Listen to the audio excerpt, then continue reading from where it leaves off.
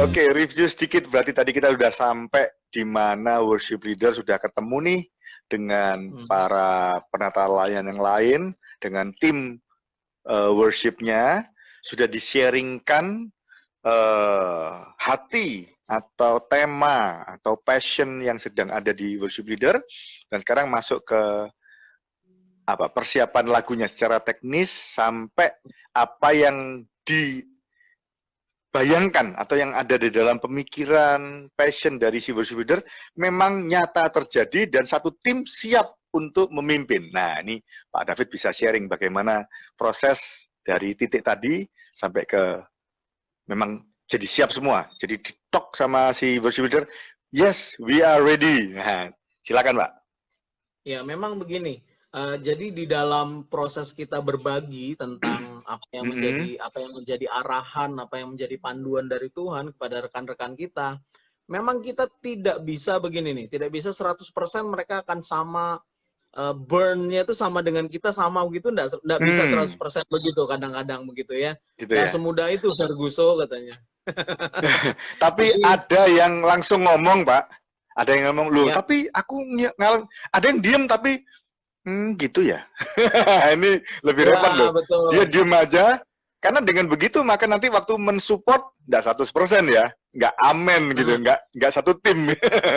Gimana itu, Pak, caranya? Cuma begini, kita harus percaya bahwa satu effort adalah bagian dari kita. Iya. Effort atau usaha untuk berbagi itu adalah usaha dari kita. Tapi kita harus benar-benar, nah ini di sisi lain saya ini kalau ngomong begini nih, ini banget nih, apa namanya, seperti orang bukan dari denominasi saya nih ya. Gimana itu? Saya sangat percaya bahwa salah satu peran dari Roh Kudus yang sangat prominent adalah menyatukan hati. Wow. Wah, lagi Pak, diulang Pak. Ini statement luar biasa nih. Gimana itu? Jadi salah satu peran dari Roh Kudus di dalam persiapan itu adalah menyatukan hati kita. Oh, jadi sebelum masuk ke pertemuan itu, pasti worship leader berdoa minta hikmat supaya Roh Kudus bisa nyatukan. Waktu ngomong sudah dengan hikmat Roh Kudus dan urapan Roh Kudus sehingga nyatukan dulu tim itu ya. Yes. Wow, bahkan keren ini Pak. Keren ini. Menurut saya on proses. Roh Kudus terus bekerja. Roh Kudus terus bekerja. Proses latihan maksudnya ya? Iya, proses dari titik itu sampai latihan. Memberi pengertian. Cuma memang timingnya nggak seperti yang begini nih, nggak selalu seperti yang diatur ya. Betul. Jadi kadang-kadang tuh ada tuh kadang-kadang keyboardis kita tuh, misalnya ada keyboardis kita yang baru ngerti di tengah-tengah, oh itu ya kok maksudnya ya, aku baru ngerti nih dia bilang. Oh lah, itu sudah kadung gitu kita ya. Iya, jadi ledakan apa pencerahan itu akan terjadi kalau kita benar-benar menyerahkan. Nah, jadi tapi sekali lagi bagiannya adalah effort kita.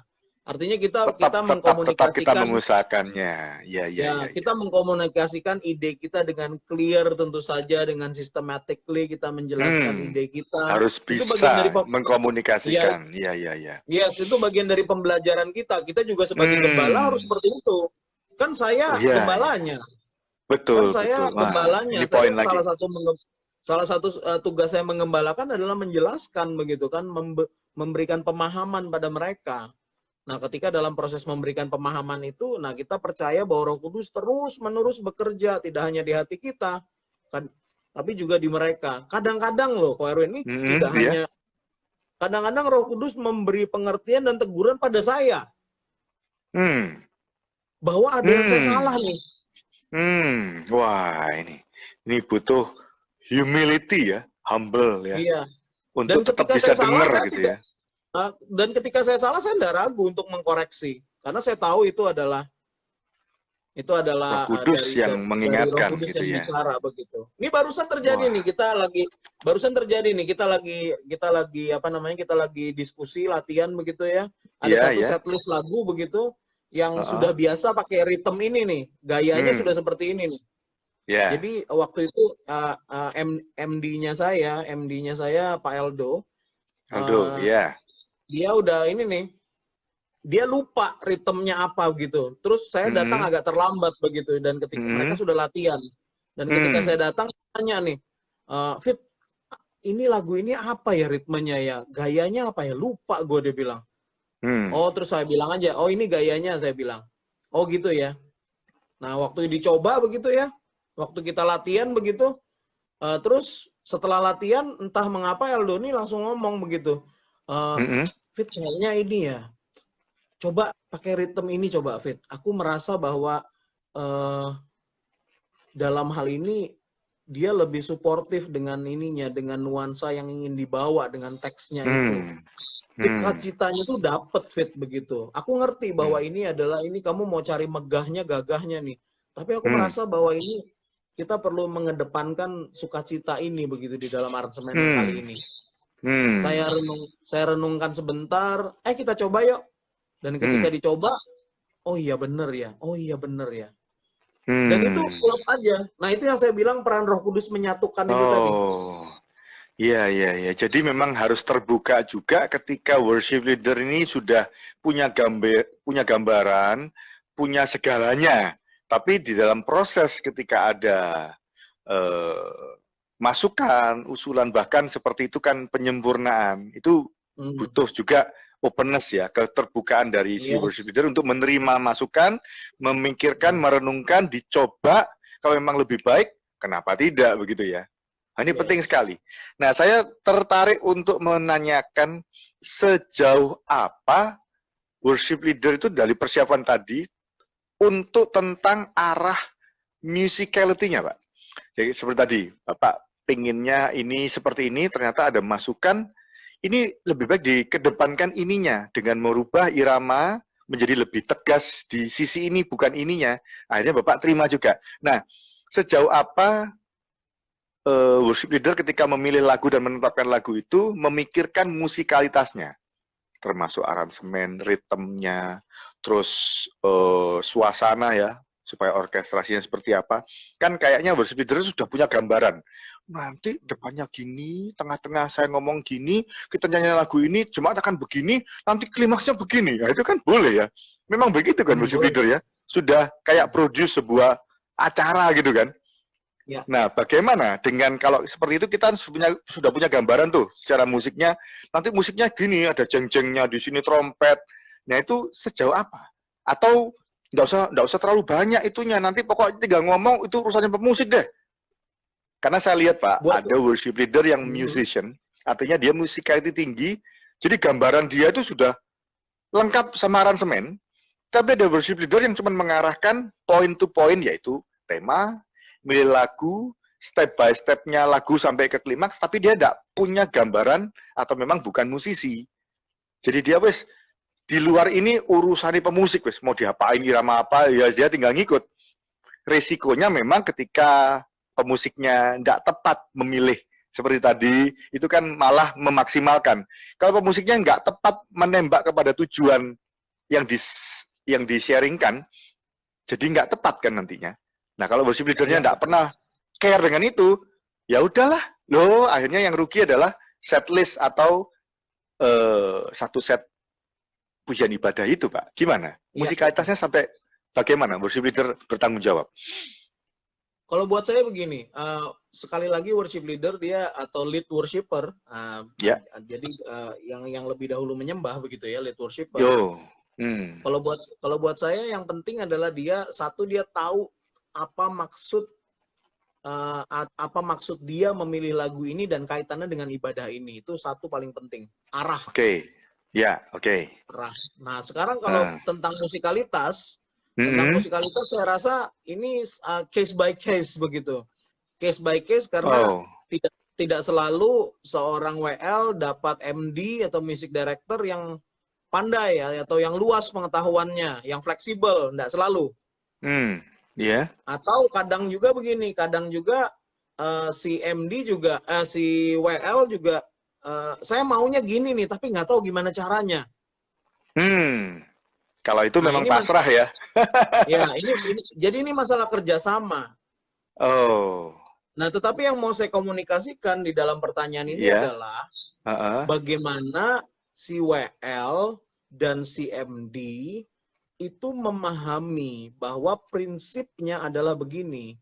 Prinsip dari aransemen adalah bagaimana aransemen itu tidak sekedar membuat lagu itu bertambah indah, tetapi aransemen itu berhasil menyampaikan pesan dari lagu tersebut dan berhasil membuat jemaat memuji dengan lebih indah. Ya, setuju.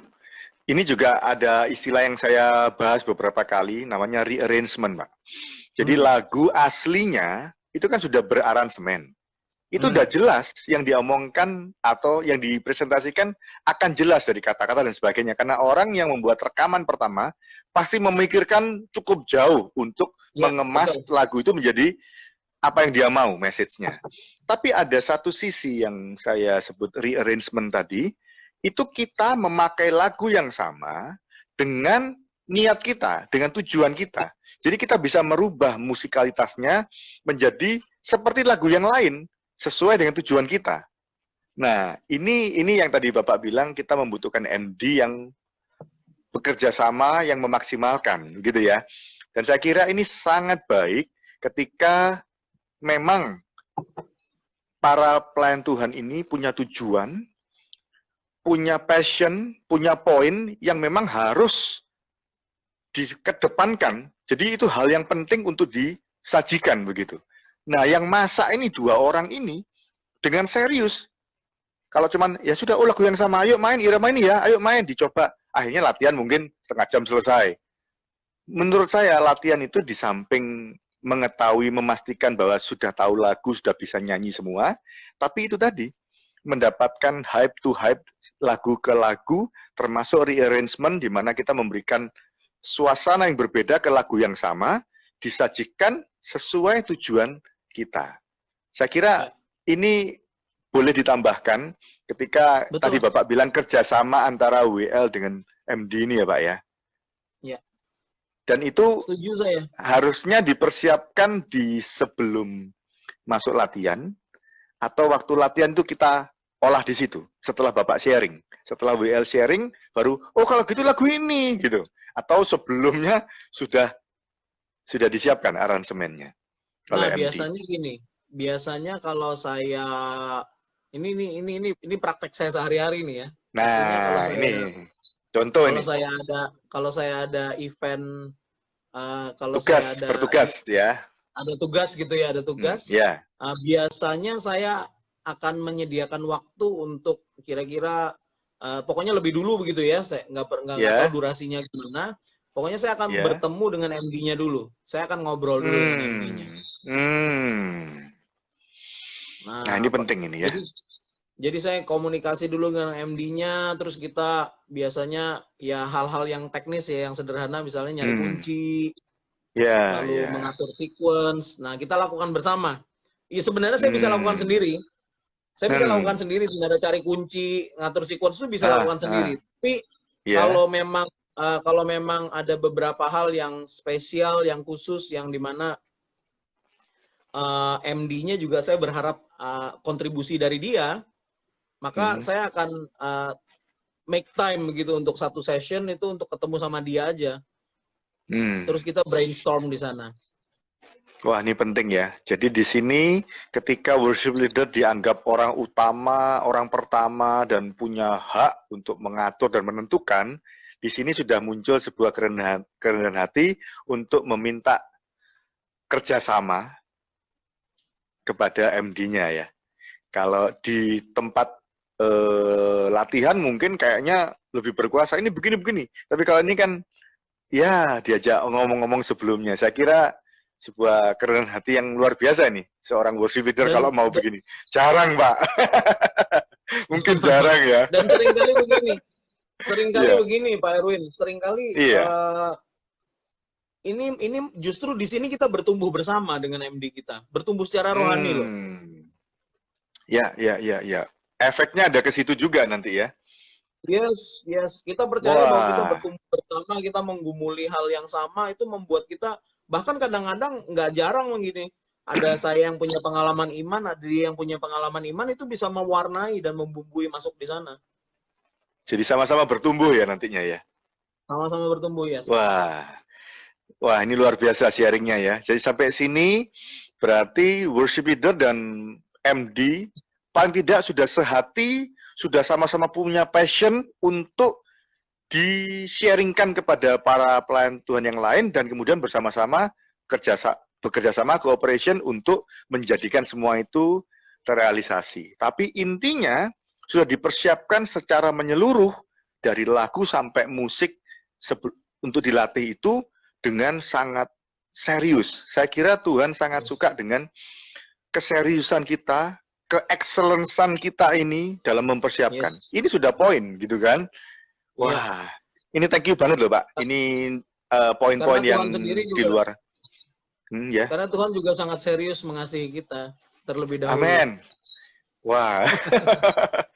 Saya yang senang dari omongan dengan Pak David kalau mau ngomong, itu banyak kata-kata yang disimpulkan menjadi underline yang kemudian gampang untuk diingat dan menjadi semacam quotation di dalam pikiran kita.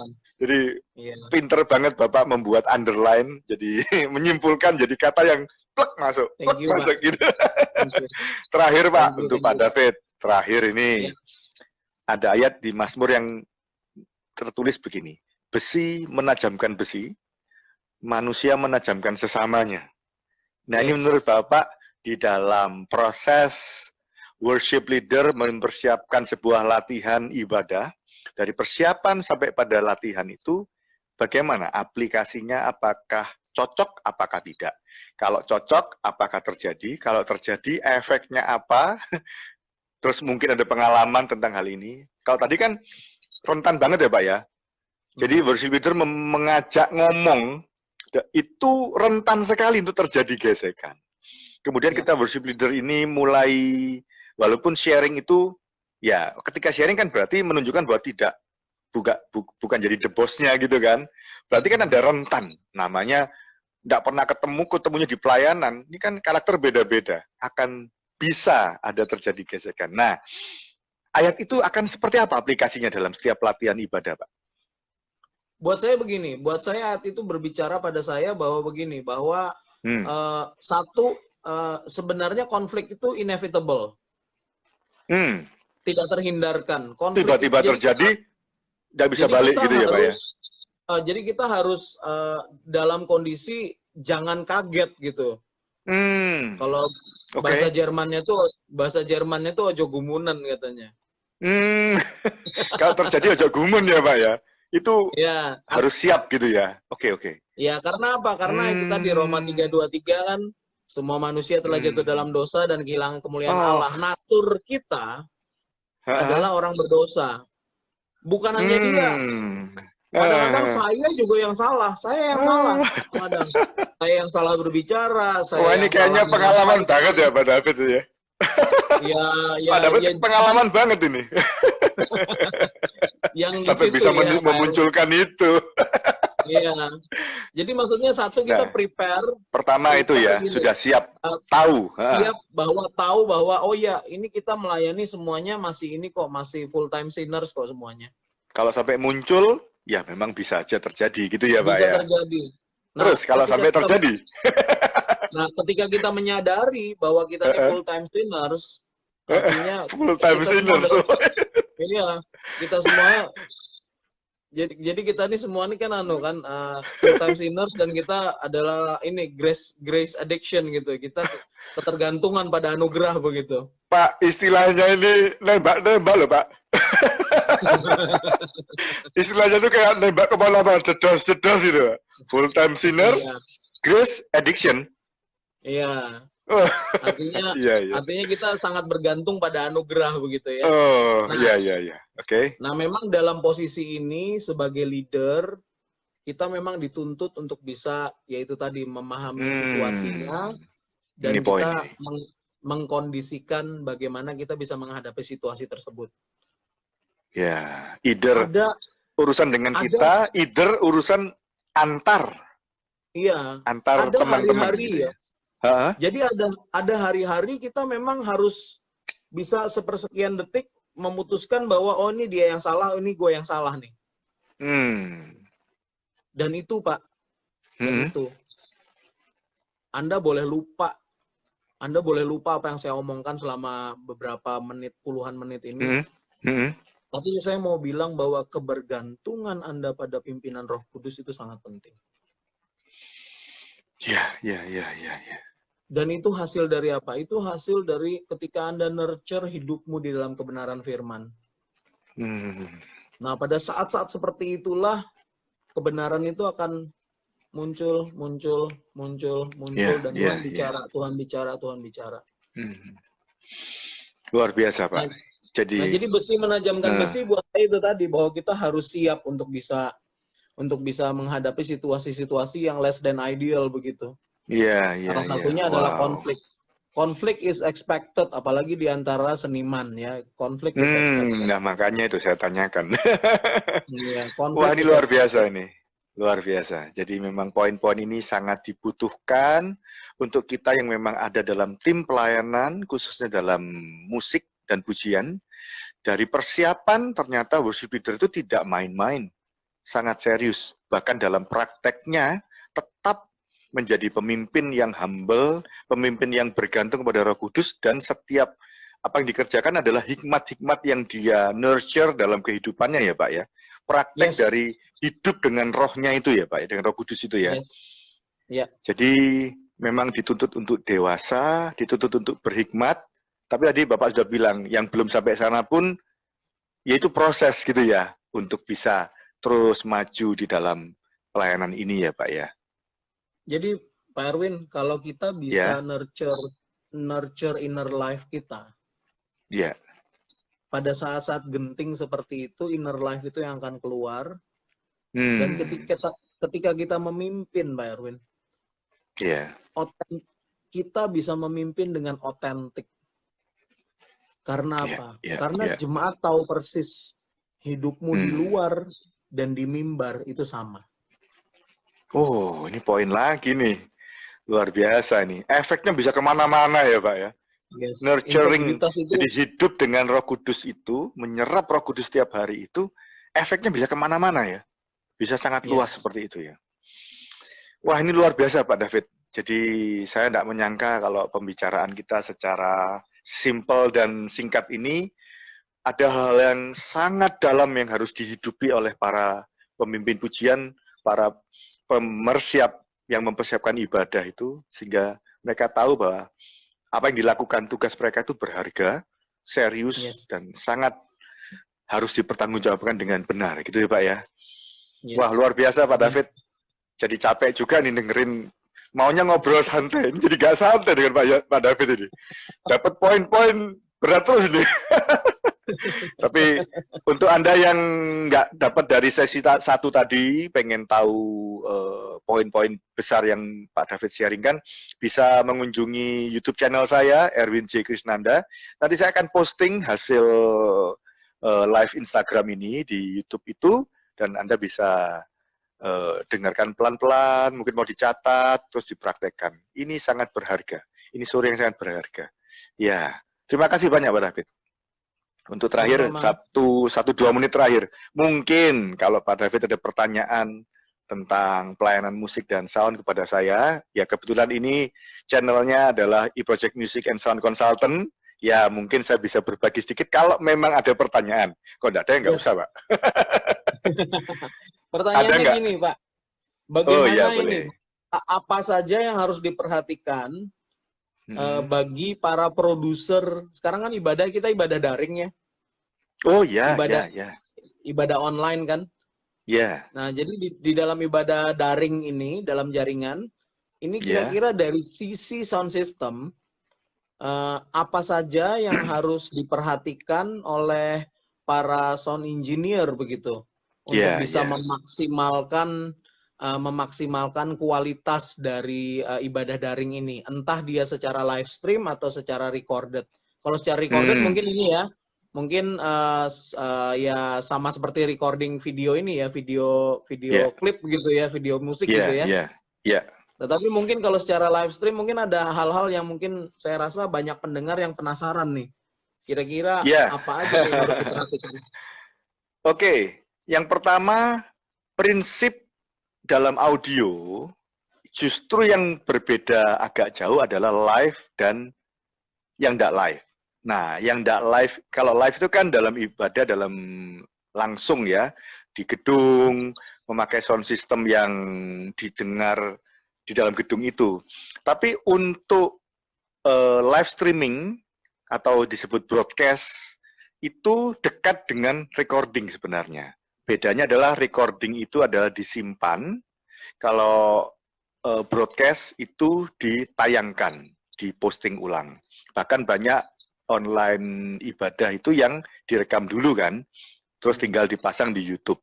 Yang kedua, kalau live itu berarti apa yang sedang lewat di dalam sistem kita langsung muncul waktu live streaming itu, sehingga ada kekurangan dan sebagainya, tidak bisa balik. Kita mau betulin butuh waktu dan rugi gitu, sudah lewat. Jeleknya muncul, baiknya tinggal sedikit karena waktu habis dengan menyelesaikan. Jadi harus siap sebelumnya. Betul. Makanya banyak yang direkam dulu, kemudian dimaksimalkan, baru diposting berikutnya. Bahkan sekarang banyak ibadah yang jam 12 malam minggu itu sudah premier atau sudah ada di YouTube. Jadi jemaat bisa ibadah kapan saja gitu, karena sudah ready di YouTube. Nah, sekarang proses audio kepada recording ataupun kepada streaming, broadcasting, itu yang paling penting adalah reference. Jadi reference itu bagaimana kita mengatur output ke streamingnya. Nah, seringkali gini, pakai sistem di gereja. Terus waktu live streaming, sound system dinyalakan. Jadi waktu setting, itu memakai reference adalah speaker gereja, speaker gedung. Otomatis tidak sama dengan output yang dikirim ke recording atau ke streamingnya. Nah, ini harus aware. Sound engineer harus aware bahwa dia sekarang punya dua sistem nih. Yang satu mengatur untuk jemaat yang live, yang komunal, yang offline, yang satu yang online. Nah, itu kan selalu sistemnya berbeda, dua jalur. Jadi termasuk balance, termasuk karakter, semua bisa berbeda. Jadi itu yang seringkali membuat gagal di situ. Sebelum itu, di sistem. Jadi kalau di live, itu kadang-kadang ada noise sedikit, ada keretak-keretak apa itu tidak terlalu dengar. Karena jaraknya jauh dari speaker, terus ada suara AC, jadi tidak detail. Pokok nggak ada yang komplain, ya sudah gitu. Jadi yang kerja sound tidak aware. Makanya kadang-kadang saya, ini AC atau sound, saya harus tahu. Oh, ini AC-nya. Kalau perlu AC kecilin, supaya kita tidak terganggu oleh suara AC dan sebagainya. Tapi kalau di online, direkam, itu salah kecil jadi gede efeknya, Pak, dan mengganggu ibadah. Nah, jadi untuk teman-teman yang mengadakan online ibadah, please cek dari awal. Jadi walaupun kayaknya sudah sering dipakai, jangan bilang begitu. Setiap kali mau lakukan satu produksi, harus cek dari nol lagi satu persatu. Per channel, semuanya dicoba supaya hasilnya bisa maksimal. Nah, ini yang harus diperhatikan. Jadi yang pertama tadi persiapan, yang kedua adalah balance atau reference tadi.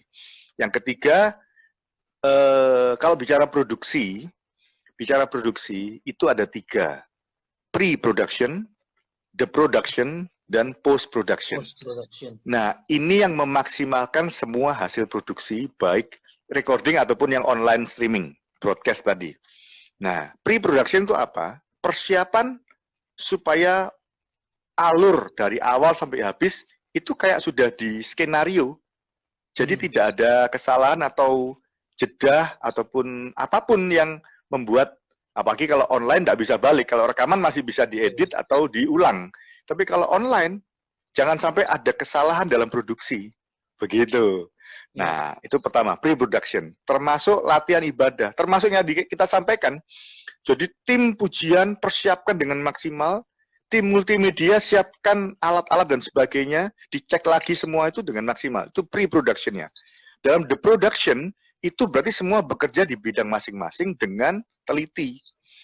Jangan sampai setelah selesai, sorry tadi itu bassnya ngerik, aku mau ngomong nggak berani. Wah, akhirnya ya sudah nggak apa-apa, atau diulang ya, loh diulang udah capek.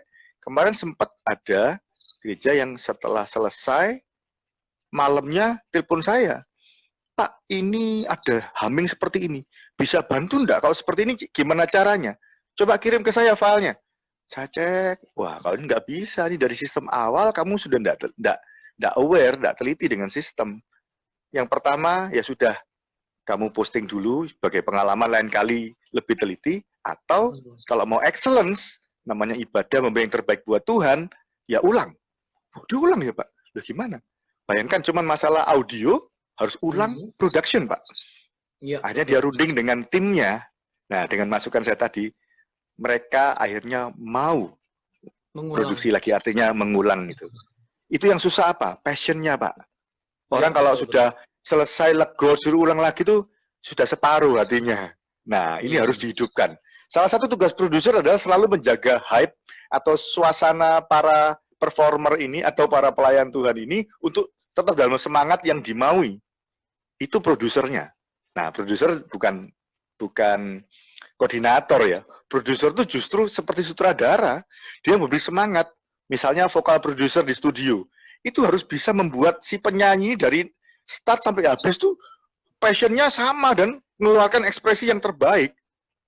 Salah, dia stres, ayo ulang lagi, sekali lagi. Tadi udah bagus kok, coba ya, bisa kok. Wah, ini produser seperti itu, Pak.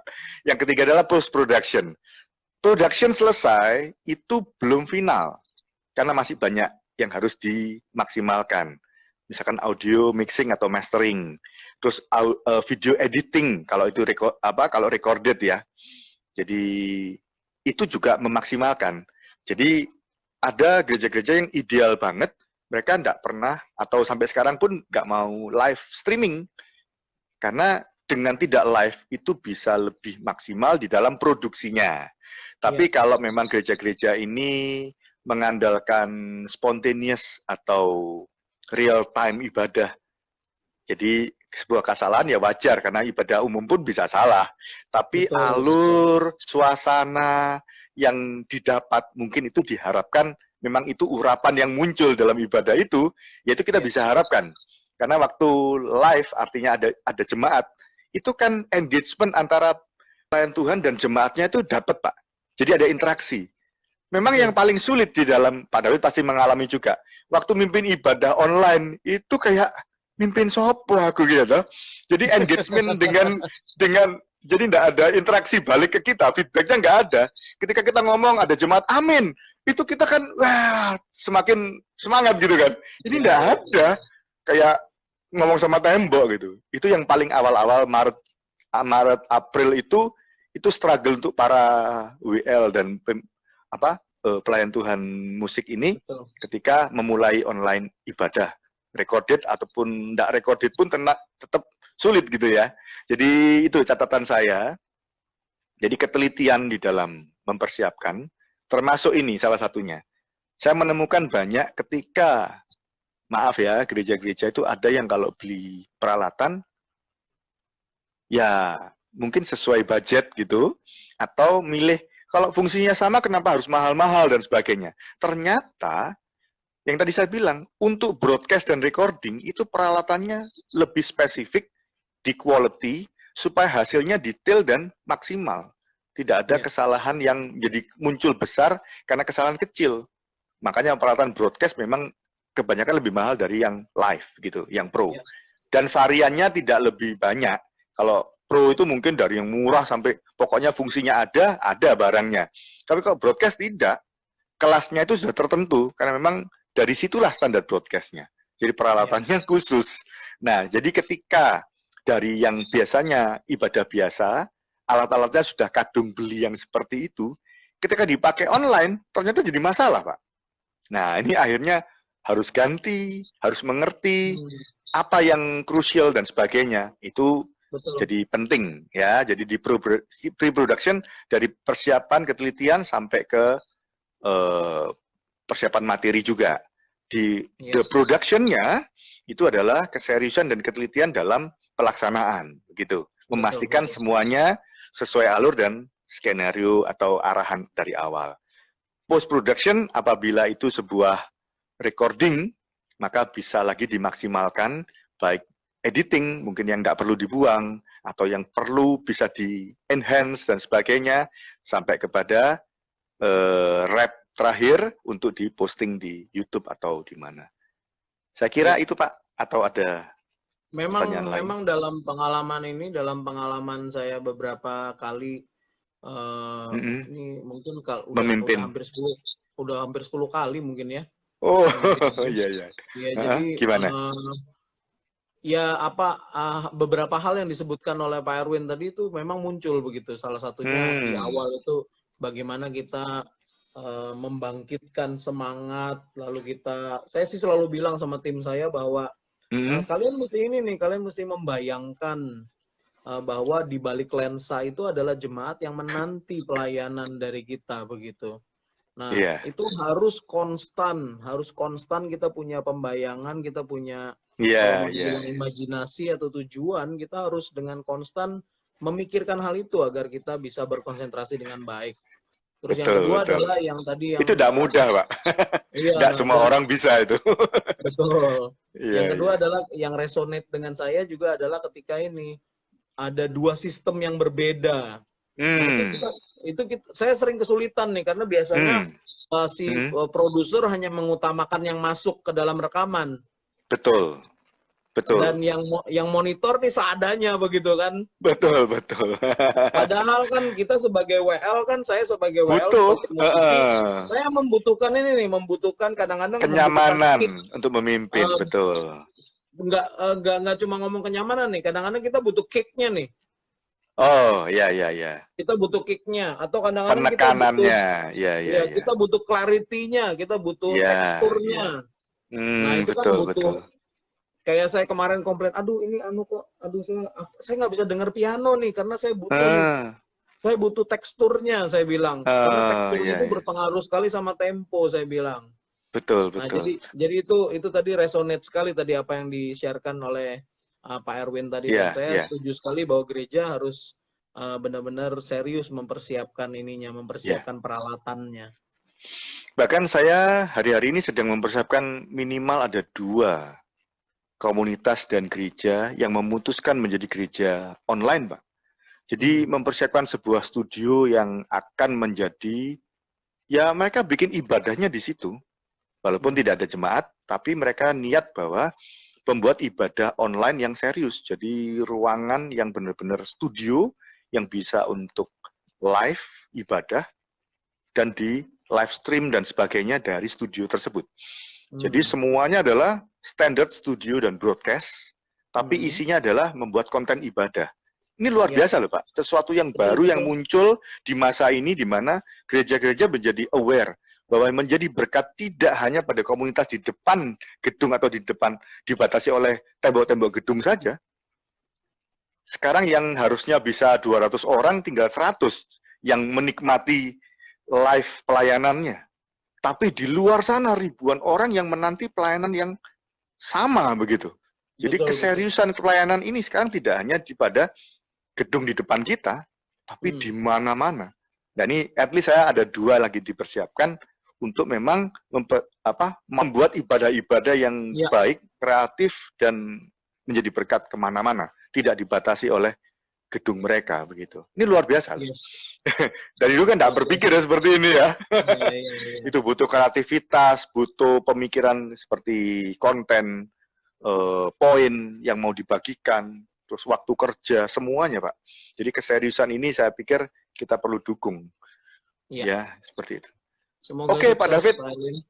Iya, thank you banget. Wah, ini sore yang sangat memberkati dan sangat lengkap dari apa yang saya harapkan. Ternyata banyak tambahan yang saya bisa pelajari dari Pak David ini.